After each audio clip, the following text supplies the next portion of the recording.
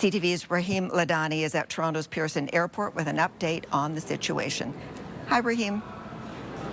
Sandy, I spoke with one gentleman who's in Cuba right now, and he says that at his resort, there are no food shortages, there are no power outages, and so he is still enjoying his vacation, and he doesn't plan to cut it short. He's expected to arrive back in Toronto on Thursday. Now, that is not the case for all travelers, we know, and that is why a number of airlines, Air Canada, WestJet, and Air Transat, they are sending planes down to Cuba right now, not full of travelers, but empty, with one goal: to pick up and repatriate Canadian travelers back here to the country. I spoke with an Air Canada representative who told me that this wind down of operations could take between 5 to 10 days because they don't want vacationers to have to cut their trip short unless, of course, they want to. They can then call the airline and change their flight if there is availability at no charge. Air Canada says they have about 3,000 passengers that they need to bring back, while Global Affairs Canada says there are 7,200 Canadians who are registered in Cuba. That number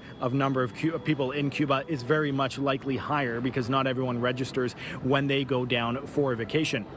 This continues to be a very fluid situation in Cuba. All of the airlines tell me that when they go down there, they are bringing their own fuel supply to have enough for the return trip, so they are not relying on the local reserves in the economy right now.